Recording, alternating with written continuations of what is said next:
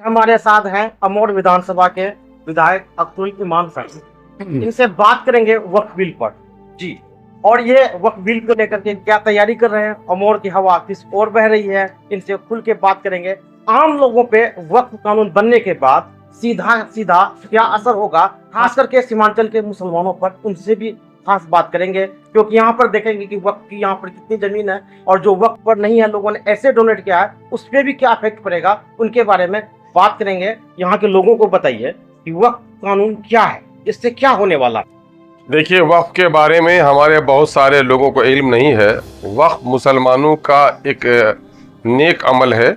जिस तरह से आप नमाज पढ़ते हैं, रोज़ा रखते हैं, फ़राइज़ अदा करते हैं, उसके बाद सदक़ात, ज़कात, अतियात देते हैं, उसी तरह नेकी के तौर पर सवाब की नीयत से मखलूक खुदा की बेहतरी के लिए और अल्लाह के नाम से उनके इबादत खाना की तामीर के लिए, बच्चों की तालीम के लिए मदरसे बनाने के लिए, मसाजिद बनाने के लिए, मकबरे बनाने के लिए, ईदगाह बनाने के लिए, कब्रिस्तान की तामीर के लिए, यतीमों की सरपरस्ती के लिए, हॉस्पिटल की तामीर के लिए कोई अगर अपनी जायदाद अल्लाह के नाम से वक्फ कर देता हो और अपने मिल्कियत का उस पर ख़ात्मे का ऐलान कर देता हो, ऐसी जायदाद शरीयत इस्लामिया में वक्फ कही जाती है।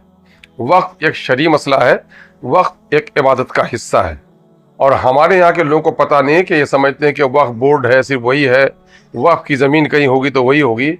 लेकिन फ़ी नफ़्स से ही जो भी मस्जिद है वो वक्फ की प्रॉपर्टी है, जो भी ईदगाह है वो वक्फ की प्रॉपर्टी है, जहाँ भी कोई कब्रिस्तान है वो वक्फ की प्रॉपर्टी, कोई मज़ार है, कोई खानका है, फ़ी नफ़्स से ही आप उसे लिख के दें तब भी, न लिख के दें तब भी, चूँकि उसकी हैसियत एक मजहबी पहचान की हो जाती है, इसलिए तमाम तर चीज़ें फ़ी नफ़्स से ही वक्फ की हैं। नहीं अख्तर भाई, आसान भाषा मुझे बताइए, जैसे कि मैंने या कोई आदमी मस्जिद में जमीन डोनेट किया है तो क्या वो वक्फ हो गया?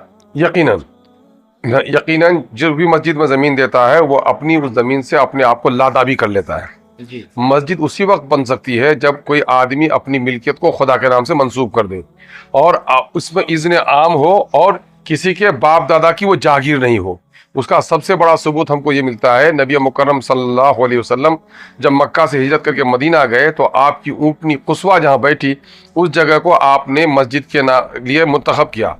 वो दो बच्चे सहल और सोहेल की ज़मीन थी, आपने उस ज़मीन को ख़रीदा। उसकी कीमत बाज़ रवायतों में आती है कि हज़रत सैयदना अबू बकर सिद्दीक़ रज़ियल्लाहु ताला अन्हु ने उसकी कीमत अदा की, तब आपने वहाँ मस्जिद बनाई। गोया मालूमात के मुताबिक इस्लामी शरीयत में वो पहला वक्फ था जो आप सल्लल्लाहु अलैहि वसल्लम के ज़रिए से मस्जिद के तौर पर किया गया। तो वक्फ जो है ये फ़ी नफ़्स से ही मैंने कहा कि औकात की दो किस्में हैं, एक है वक्फ बाय डीड, दस्तावेजी वक्फ, और एक वक्फ बाय यूज़र जो अपने आप में इस्तेमाल से वह वक्फ में आ जाता है। पुराने जितनी मसाजिदें हैं, जितने मकबरे हैं, जितने कब्रिस्तान हैं, वो अपने इस्तेमाल की नौइयत के एतबार से वक्फ की प्रॉपर्टी है।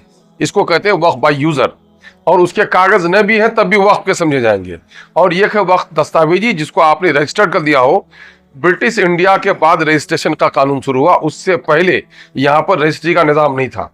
तौजीक, खेवट, पत्नी, जागीर ये थी, और किसी इलाके को नवाब ने कह दिया कि मैंने फला को दे दिया, राजा ने कहा को मैं फला को दे दिया, वो जगह उसकी हो जाती थी। लग्गी से नाप होता था उस जमाने में। ये अंग्रेज जब आए तो अंग्रेज ने बाज़ाब्ते पर कानून लाया रजिस्ट्रेशन का, उसके बाद से दस्तावेजी सबूत मिलते हैं। तो आज से 400 साल 500 साल जो हमारी मस्जिदें हैं, जो कब्रिस्तान है, वो वक्फ बाय यूज़र कहलाते हैं। आज भी अगर कोई मस्जिद के नाम से ज़मीन लिख के दे तब भी, कोई अगर कहीं पर मज़ार है अगर वो न भी लिख के देगा तो वक्फ बोर्ड को यह हक़ है कि उसको नोटिस करके उसको वक्फ बोर्ड की तहवील में ले लेगा। क्योंकि अगर किसी का घर जलता है तो एक इनफरादी झगड़ा होगा, लेकिन अगर किसी मज़ार को किसी ने उजाड़ा तो मजहबी हैसियत हो जाती है। तो ऐसी तमाम तर चीज़ें जिसकी मजहबी एक शनाख्त हो जाती है, वो तमाम तर चीज़ें बगैर रजिस्टर्ड किए भी वक्फ की जायदाद समझी जाएगी। अच्छा, अब ये थोड़ा बताइएगा, मोदी जी ने जो कानून बनाया है वक्फ बोर्ड एक्ट अब बन चुका, कानून पास हो चुकी है, अब इसका क्या प्रभाव पड़ने वाला है? जैसे योगी अपने डीएम को कह चुके हैं कि आप इसका जायजा लीजिए, हमें इंक्वायरी करके एक डॉक्यूमेंट दीजिए। देखिए, कुव्वत फिक्र अमल पहले फना होती है तब किसी कौम के शौकत पे जवाल आता है। हिंदुस्तान में मुसलमानों के अखलाक अच्छे थे, उनके मामलात अच्छे थे, उनका अदल अच्छा था, उनके तौर तरीके अच्छे थे, अल्लाह तबारक व तआला ने इस मुल्क में मुसलमानों को बादशाह अता की। लेकिन मुसलमानों की चाल बिगड़ गई, इनके अखलाक बिगड़ गए, इनकी दयानत बिगड़ गई, इनका इंसाफ बिगड़ गया। तो नतीजा ये हो रहा है कि दूसरी कौमें हम पर टूट पड़ रही हैं जिस तरह भूखा खाने पर टूट पड़ता है। ये मुसलमानों की बदअमालियों का, गुमराहियों का, अपने अंदर के फुर्द बुर्द का नतीजा है। वरना क्या हिमाकत कर सकते थे? खुदा को पूजने वाला जो कुरान कहता है वो अंतुमुल आलूना इन कुंतुम मोमिनीन, तुम ही गालिब रहोगे, शर्त यह है कि तुम मोमिन हो। आज हमें अपने ईमान का हिसाब लेना चाहिए कि मोदी जैसे लोग, योगी जैसे लोग आज हम पर क्या नहीं जुल्म कर रहे हैं। कहीं दाढ़ी नोची जा रही है, कहीं टोपियां उछाली जा रही हैं। शुरू दिन से ये हुआ कि मुल्क जो गुलाम हुआ था हिंदू और मुसलमानों के आदमी इत्तेफाक से हुआ था। हिंदू और मुसलमान फिर मोहब्बत से एक साथ हो गए तो अंग्रेजों को भगा दिया। अंग्रेज डिवाइड एंड रूल, तोड़ो और राज करो। मोदी ने कहा था कि मैं गरीबों के खाते में 15-15 लाख रुपए भेजूंगा। 15 पैसे आए किसी के आपके बस्ती में? नहीं आए होंगे। इन्होंने कहा था कि मैं करोड़ों लोगों को नौकरी दूंगा, करोड़ों को नौकरी नहीं दे पाया और पकौड़ा बेचने वाले को कहते कि ये भी एक नौकरी है। इन्होंने कहा था काला धन हम बाहर से वापस लेके आएंगे। पढ़े लिखे लोग जो हमारे इंटेलेक्चुअल्स थे वो कह रहे कि नहीं नहीं, मोदी तो बड़े कायदे की बात करता है। लेकिन ये काला धन वापस क्या लाएगा? देश की संपत्ति को बेचकर बर्बाद कर दिया। इन्होंने कहा था मैं सबका साथ सबका विकास करूंगा, सब लोगों का इसने शोषण कर लिया और मुट्ठी भर लोगों का विकास किया। जो लोग भाजपा में हैं, जो लोग आरएसएस के लोग हैं, जो अंबानी है, अडानी है, उनको इसने दौलत बना दिया और बाकी लोगों को लूट लिया। ये जो अपने इन तमाम तर नाकामियों की जैसे नौजवान लोग, पढ़े लिखे लोग, अखबार वाले, मीडिया आप जैसे लोग जब इन पर बात करने लगे तो उसने कहा कि नहीं, इनका मामला डाइवर्ट करो, लोगों का जो सोचने बिचने का। पहले जो हमारा ये इलाका है सीमांचल का इलाका, पहले जो डाकू डकैती करने के लिए आता था तो बगल की बस्ती में नाच नचवाता था ताकि उस नाच के बहाने गांव का नौजवान वहां आ जाए और उसके बाद वो बस्ती को लूट के लेके चला जाए। ठीक मोदी आज ये कर रहा है कि मोदी अपनी नाकामी को छुपाने के लिए मुसलमानों को इस मुल्क के हिंदुओं का दुश्मन करार देता है। आप देखेंगे कि ये सारे कानून इन्होंने बनाए, इनको मुसलमानों के खून का मजा लग गया है। बाबरी मस्जिद जब नहीं टूटी थी, इनके 2 मेंबर पार्लियामेंट थे। आप बाबरी मस्जिद जब तोड़ दी तो फिरका परस्तों में एक उछाल आया, इनके 88 लोग हो गए। तो उसने कहा यार इतने दिनों से हम लोग कह रहे हैं हिंदुस्तान, भारत माता की जय, लोग तो सुनता नहीं था, लेकिन जब मस्जिद तोड़े हैं तो हमारा बूम हो गया हमको। फिर इन्होंने गुजरात में खून किया। यकीनन है कि गुजरात में जो लोग कटे वो हिंदू भी थे, मुसलमान ही थे, भारत की औलादे थे, लेकिन उसमें ज्यादा मुसलमानों का नुकसान हुआ। और बहन बिल्किस जिसकी इज्जत लूटी गई है वो अब भी चीख रही है।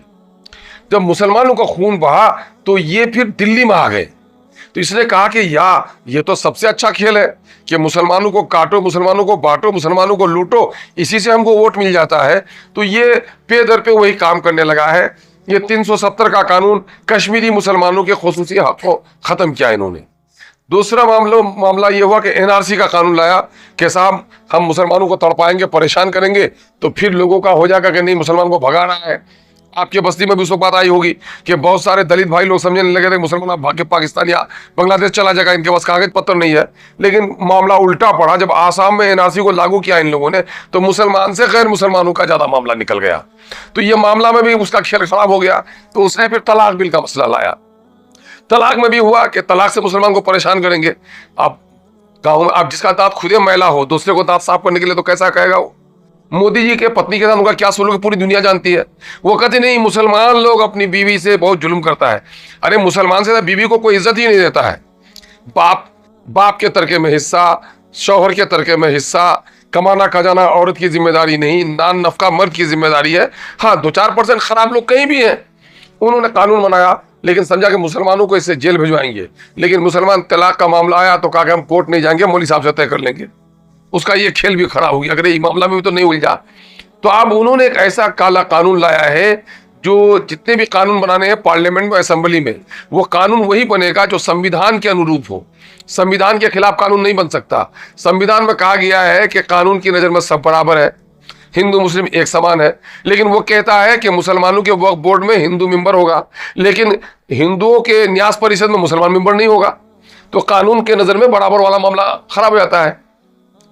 ये संविधान का उल्लंघन है। कहता है कि जिसको दौलत का अपना हक है, अब कोई कहता है कि नहीं 5 साल तक प्रैक्टिसिंग मुसलमान होना होगा तब वक्फ कर सकता है।